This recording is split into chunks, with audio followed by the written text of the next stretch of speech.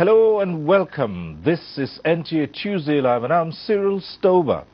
Now, the history of industrialized nations is largely traced to steel development. Iron and steel is believed to be the backbone of industrialization. Now, countries like Japan, USA, India and South Korea are beneficiaries of steel development in growing their gross domestic product, GDP. It's a widely held view that any nation that overlooks steel development might just be a consumer nation and a dumping ground for developed economies of the world.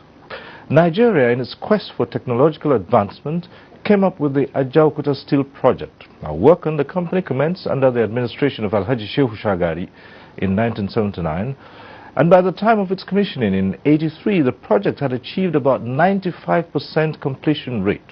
However, the Ajaokuta steel plant envisaged to produce more than 1.3 million metric tons of liquid steel and generate hundreds of thousands of jobs has been embroiled in controversy. The issues in contention include alleged outdated equipment, mismanagement, corruption, and the concessioning of the plant. There are arguments that past governments might have been acting the script of the IMF, the World Bank, and international politics to derail Nigeria's steel development for industrialization. Now, how true is this argument? Now, what's the way out, especially with the recent heightened interest of the National Assembly in putting the Ajaokuta steel plant to productive use? And these are some of the issues we'll be considering tonight on NTA Tuesday Live. But first, let's get to see this report by Ignatius Nkwo. In 1971, Nigeria established the Nigerian Steel Development Authority to serve as a springboard for the development of the nation's steel industry. After extensive research by the authority on the availability of local raw materials, the contract for the construction of the Ajaokuta Steel Company Limited, Delta Steel Company, among others, were established under Section 2 of the National Steel Council Decree No. 6 of September 1979. The momentum continued till 1980, when former President Shehu Shagari laid the foundation stone of an integrated steel plant in Ajaokuta, Kogi State. The plant, erected on 24 hectares of land, has 4 different kinds of rolling mills, with 43 plants, out of which 40 are set to be completed. By 1994, the installation of equipment in the steel complex stood at 98% completion. Interestingly, some of the completed units of the factory operated at different times, but had to shut down for lack of funds. The steel company, meant to be the biggest in West Africa, has passed through 2 different failed concession arrangements.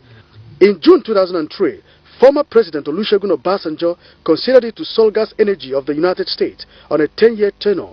That arrangement was terminated in August 2004 as a result of non-performance. In late 2004, the same administration approved another concession to an Indian company, Global Infrastructure Nigeria Limited, for the management of the Ajaokuta Steel and the Nigerian Iron Ore Mining Company at Itape, also in Kogi State. The company also performed poorly. As a result, the late Umaru Musa Yar'Adua's administration revoked the contract in April 2008, and the Indian company dragged Nigeria to the arbitration court in London. That legal tussle further crippled the already struggling company, but Nigerians heaved a sigh of relief when in 2016, President Muhammadu Buhari pulled Nigeria out of the legal tussle. This followed the signing of a 7-year improved concession agreement with Global Infrastructure Nigeria Limited to empower the firm to retain National Iron Ore Mining Company, Itape, while the federal government took over the Ajaokuta Steel Company.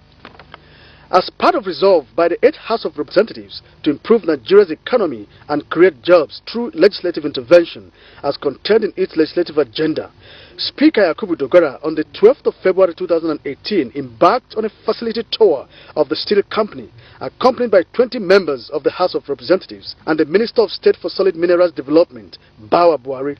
Being the first sitting Speaker of the House of Representatives to visit the complex, the Ajaokuta community and staff of the moribund industry saw the visit of the number 4 citizen as a wake-up call on the sleeping giant, expected to be Nigeria's bedrock of industrialization. inspecting the stagnant facilities that has the capacity to generate over 60 billion naira per annum for Nigeria, 20,000 direct jobs for engineers, over 1 million indirect jobs for other workers. The Speaker described the stagnant factory as a national embarrassment, attributing it to poor leadership in the past. Speaker Dogara promised to seek expert opinion on how best to get the company running and to get the executive buy into it. Collaboration with the executive and to see what sources of our executive are federally generated receipts or receipts available to government we can utilize in order to complete this plan. Ajaokuta was a dream, and I believe a dream that is realizable. These are the efforts we are making to ensure that under our watch, under President Muhammad Buhari, under the leadership of myself, Yahaya Bello, we revive Ajaokuta Steel Company. On the 1st of March 2018, less than 3 weeks after the historic visit, the House convened a sectoral debate with experts drawn from the steel industry, Department of Metallurgical and Material Engineering of the University of Lagos, social entrepreneurs, and the Nigerian Labour Congress. During the special session, which was televised live by the Nigerian Television Authority, the NTA, Speaker Yakubu Dogara made the opening remarks. He was emphatic that what still kept the steel industry crippled is not liquid cash, but lack of good leadership in the past. Engineer Anthony Madagua, former managing director of the Delta Steel Company, Engineer Sanusi Mohammed, chairman African Iron and Steel Producing Countries, Comrade Issa Aremu of the Nigerian Labour Congress, and other experts highlighted the significance of the industry to the Nigerian economy as they warned against concession. In its dogged commitment to get the steel company running, the House of Representatives has now set up an ad hoc committee that will investigate all the circumstances that has hampered the productivity of the company. The story of Ajaokuta Steel Complex is a sad and yet intriguing one. Ignatius Nkwo, NTA News. Some story indeed, and that report sets the tone for tonight's discussion. Let's start off by introducing our guests. We'd like to welcome to this program Honorable Babali Bashir, who is Deputy Chairman of the House of Representatives Committee on National Planning. Thanks for being with us tonight. Thank you for having me today. All right. We're also joined tonight by an engineer, Sumaila Abdullah Kaba. He is sole administrator of the Ajaokuta Steel Company. He's a mechanical engineer. It's nice to have you join us. Good to be here. Thank you. Let me also welcome tonight another engineer, Abdullahi Also. He's former Director of Steel in the Ministry of Mines and Steel Development. He is a metallurgical engineer. Thanks for being here. Thank you for having me. We're also joined tonight by Engineer Chinyerem Wamu, who is a Fellow of the Nigerian Society of Engineers, a mechanical engineer and Chairman, Presidential Committee on Iron and Steel Development of the Nigerian Society of Engineers. That was in 2014. Glad to have you join us here. My pleasure. And also tonight we have Professor David Esezobo. He's a Professor of Extractive Metallurgy and Material Processing, former head Department of Metallurgical and Material, University of Lagos. He's a former chairman of the Nigerian Institution of Metallurgical Mining and Materials Engineering. It's good to have you join us. Thank you very much. Right. So as we always do on this program, we acquaint you with the procedure. At the appropriate time, you can get to be part of the discussion in the studio. The platforms will be on your screen. We advise you take advantage of them. However, for those who will be phoning in, we say this every Tuesday. When your call gets through to the studio at the appropriate time, do us a favor, turn down the volume of your TV set. Just reduce the volume. That's the best way to avoid the hurlback or the echo. And the best way to know your call has been passed through to the studio, your name will appear on screen. Once you see your name on screen, it means you're on. So just go right ahead with your question or your comment. Do not bother too much about the greetings. Go straight to the point and keep it short so others can get on the platform. And we can assure you that all issues you raise, our guests here will be willing to take them on. So once again, welcome to NTA Tuesday Live. Tonight, it's the Ajaokuta Steel Company in focus and Nigeria's efforts at developing steel. But before we get into the discussion, it would be, appropriate to find out the state of Ajaokuta currently.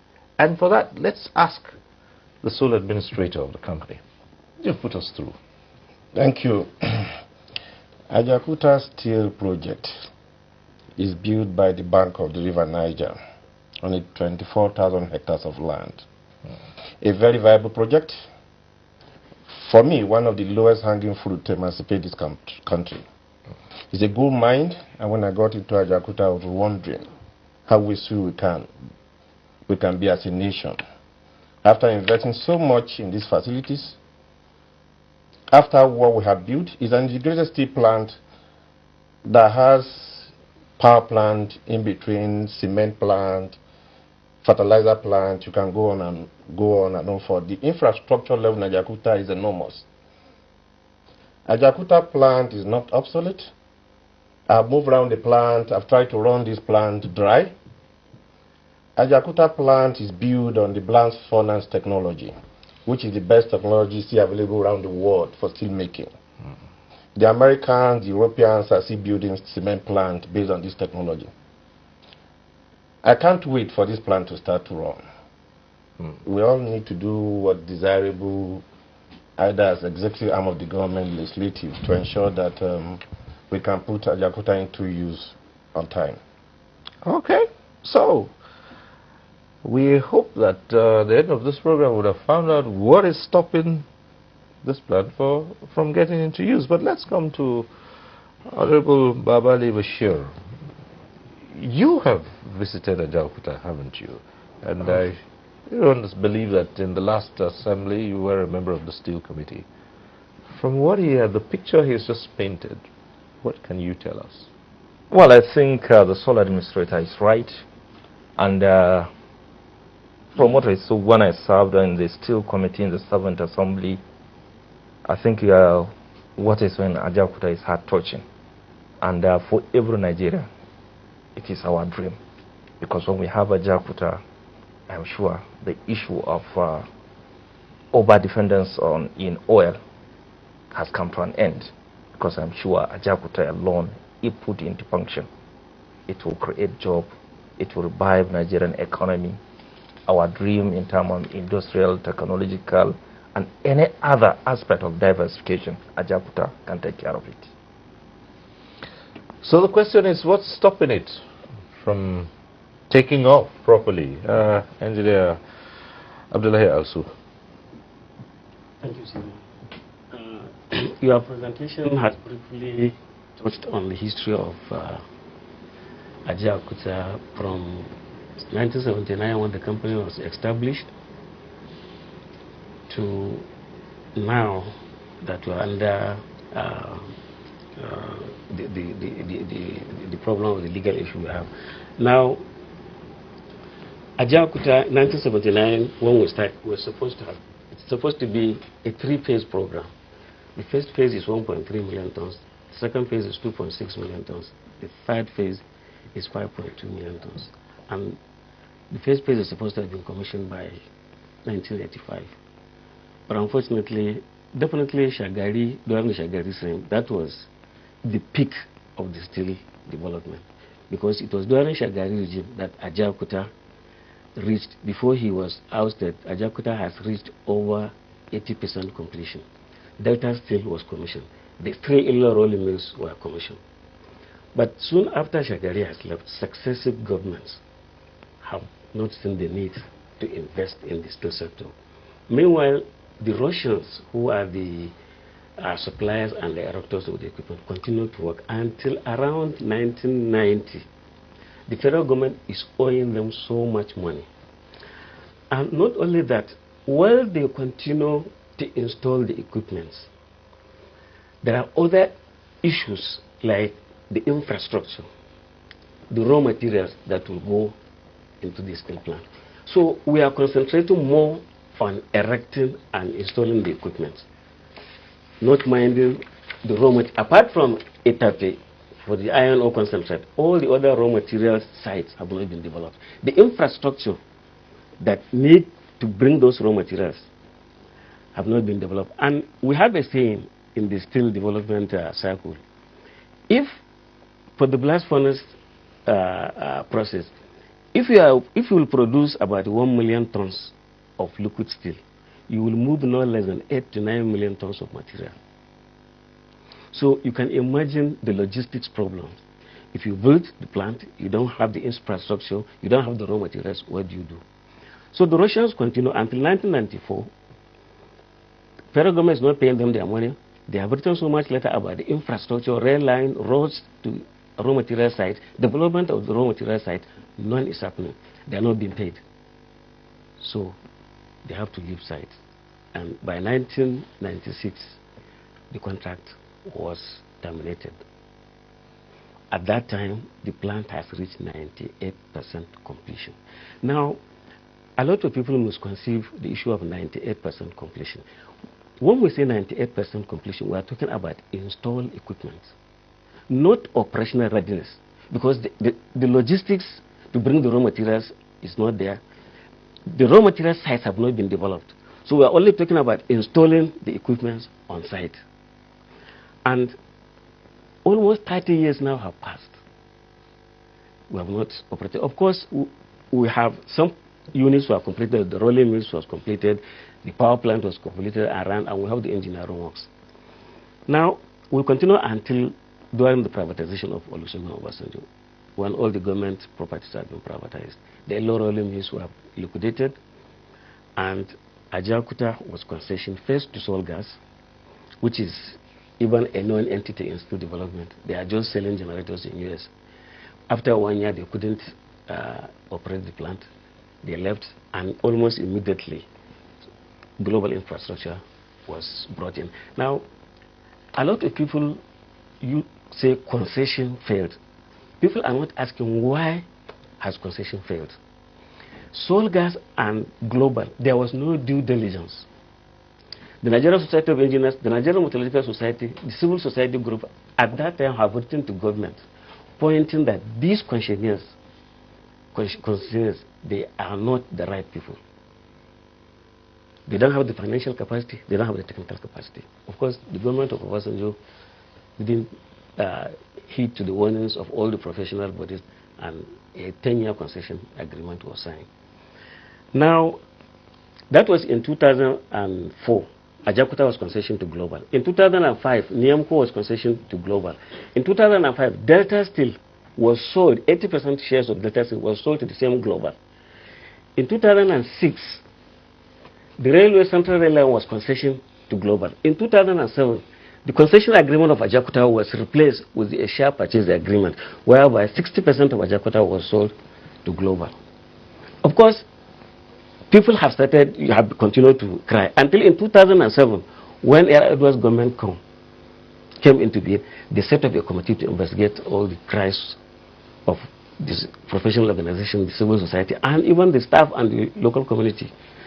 And the panel came up with a very damning revelation on the activities of Global.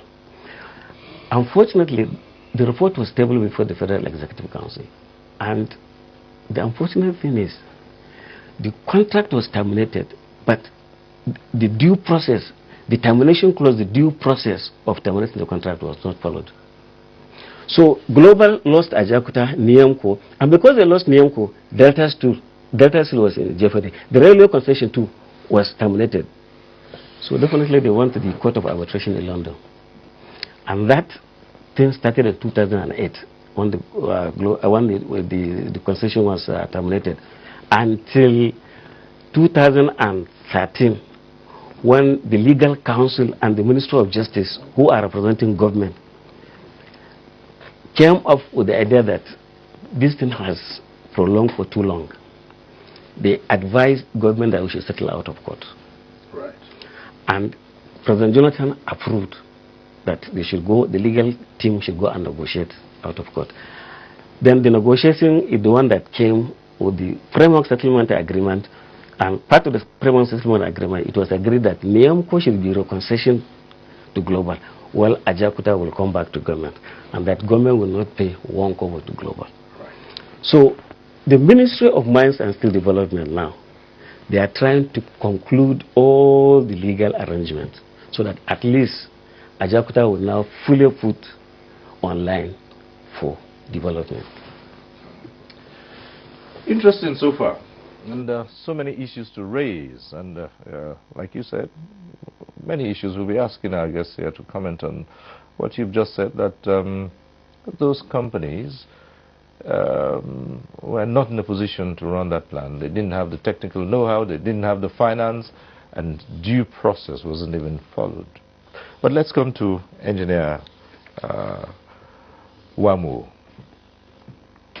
And let's get your take on the whole Ajakuta saga. Sure.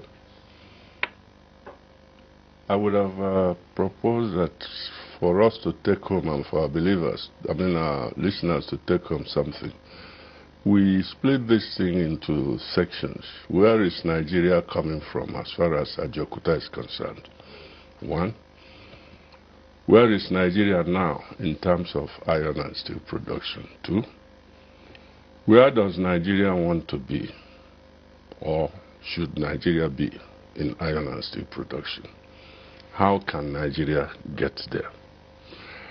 In management, we like to sectionalize this thing so that we can understand where we are coming from, where we are going to, and how to get there. Understand what I'm saying? Yeah. Yes, Ajakuta is on a large expanse of land, 24,000 hectares. Can you correct me? Very correct. That's almost the size of a state in this country.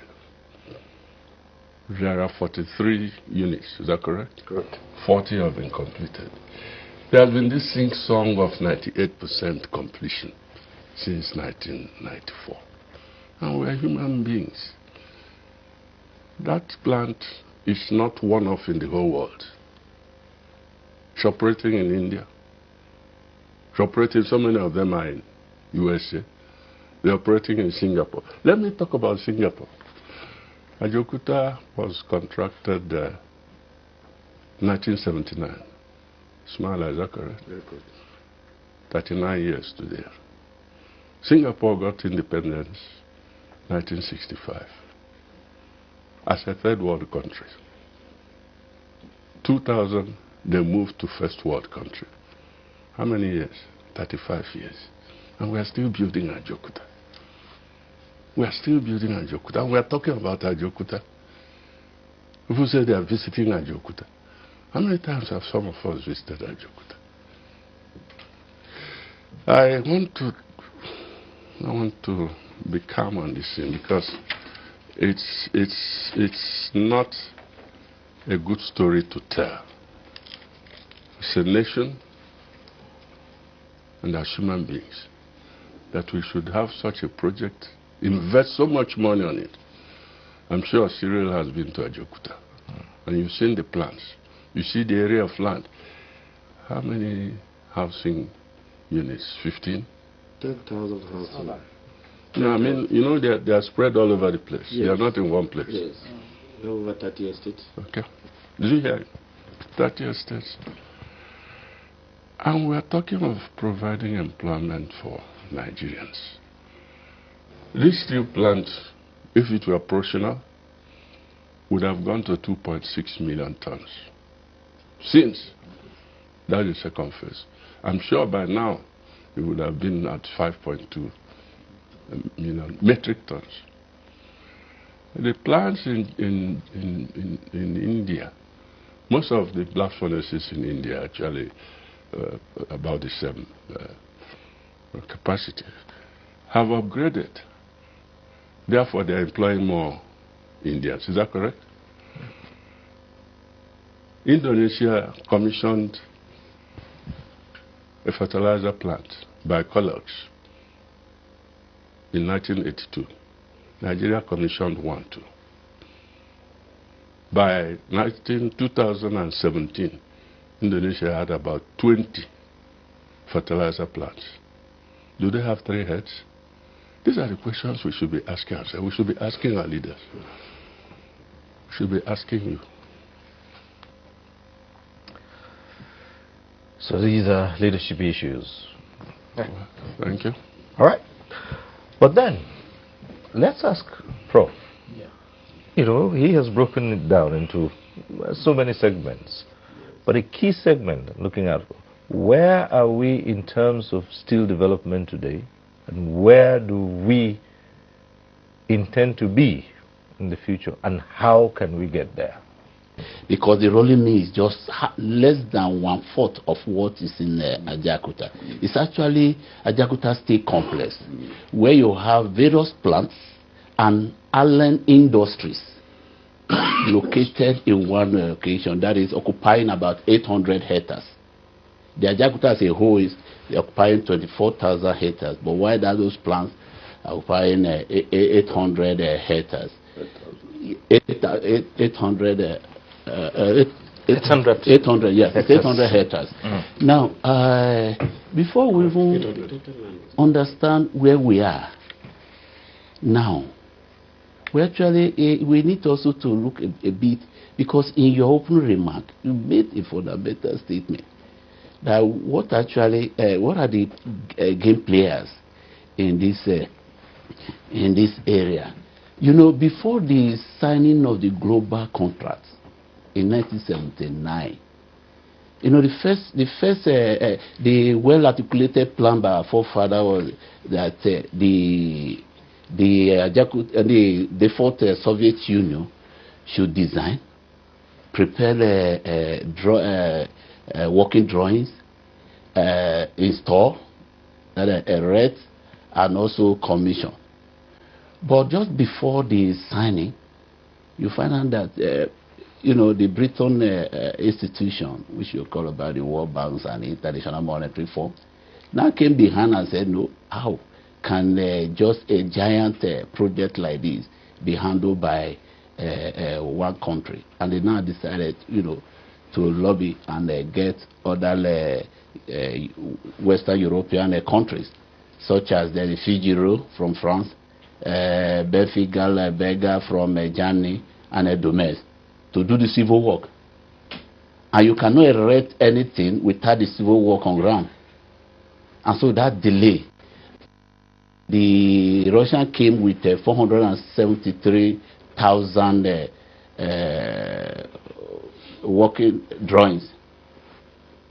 And then they have to, and that was on the Soviet standards, and they have to translate that again to European standard again, and how actually drill again. You think that could have been a conspiracy or something? Very, very. That is the conspiracy we are talking about. It's actually a script, you know, because why do actually, that was the time they called Nigeria a giant nation, but now they are no longer calling it Nigeria, because the forefather, you know, have that great thinking to really put Nigeria at the developed nations, that is power nation, because everything lies in the iron and steel base of any country.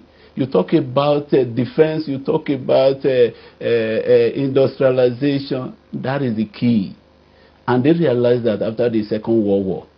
And that is why even the British government, what they call late Margaret Thatcher Iron Lady, is simply because he has to inject money to refurbish, modernize the steel industry when it was under the Commonwealth, the British steel, the chorus.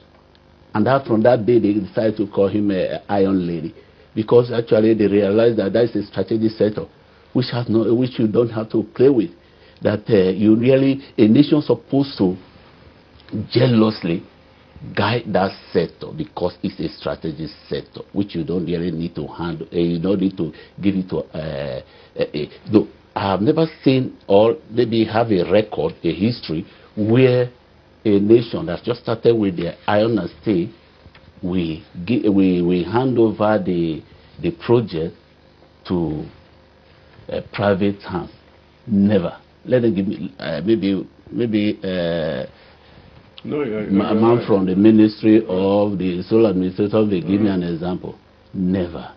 First, they have to complete the project, commission, before privatization exercise or whatever you call it.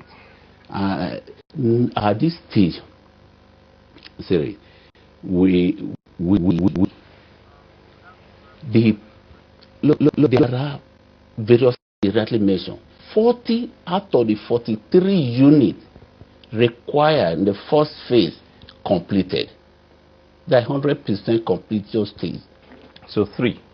Yes, balanced. Those are the primary units where you actually produce the liquid steel. Okay, we'll ask you to pause a while. Yeah. Our phone lines are already open, and we have a first caller on the line, Victoria, calling in from Lokoja.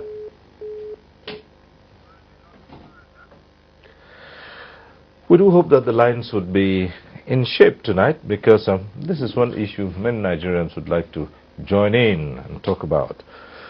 So 3 are still outstanding from the 40. Yeah. But then we heard from engineers that so many other things have not been prepared.